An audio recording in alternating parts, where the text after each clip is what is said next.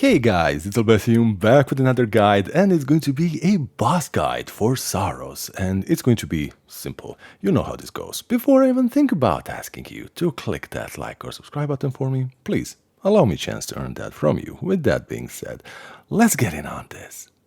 And the boss fight itself. So for the first phase, what you need to be doing is shooting at these polyps. This is going to be causing the boss to completely open up. And then you're going to be dealing more damage. So these first attacks are going to be pretty self-explanatory. They're really not that difficult. Now, after he does open up, he's going to be having these attacks. Now, those you can actually deal with your shield. Just be careful not to let go of the shield too early, because you might actually get hit. Now, these attacks right here, you see how we're dealing with them. There's always going to be a flash down the middle telling you the direction and the orientation of this attack. So you can actually deal with these by always jumping, adjusting a little bit in the air, left or right, and the final one you jump over. You can also always just keep dashing, so maybe experiment at this point to see which thing you're going to be more comfortable with, because later this attack is going to be very, very important,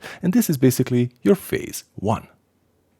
And then the phase 2. Now in phase 2, he is going to be getting a couple of more attacks. Now, one most notable one actually is going to be these little guys right here. Now, problem with these guys is they make the whole arena smaller. So you should absolutely deal with them as soon as possible. Now, good thing is they are going to be leaving for you often a little bit of HP. The problem, another one, is that this grass, if you get stuck in it, well, your movement is going to be impeded. But it's really not that big of a deal, because once this happens, the boss itself stops being the priority, and these little guys are going to be what you need to be dealing with first, which is not to say that you shouldn't be paying attention to the boss, because, well, he is still going to be attacking you. It's just that you don't have to worry about shooting him at this part. So again, we're going to be, deleting his little polyps and just dodging these very basic attacks. Now, again, you see this attack is becoming a little bit larger,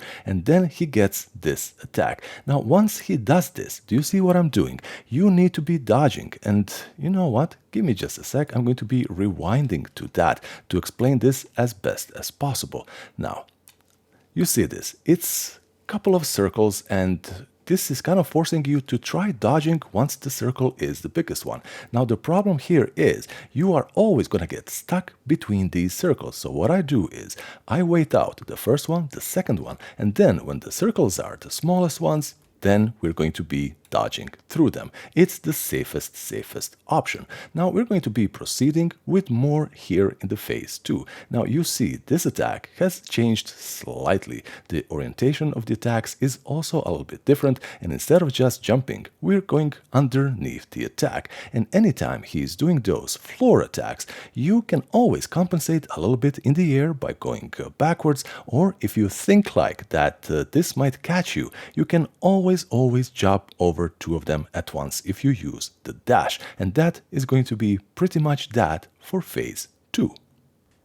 And then the phase 3. Now, I was still experimenting here heavily, and once it got serious, I was like, enough, let's lock in. Something that consistently gave me trouble and got me hit was trying to use my alternative fire. So, maybe exercise a little bit of patience and stick to your regular damage output and just focus on attacks, because they are pretty relentless. Now, it doesn't matter that your field here for maneuvering is smaller. The thing is, you already know how to deal with all of these attacks. It's just the frequency has increased dramatically. All of these attacks, you see what we're doing. Some of them I'm not even dodging, so maybe get into the rhythm, especially for these horizontal slashes. Dodge one, move out of the way for the other one, or jump. That's all there's going to be.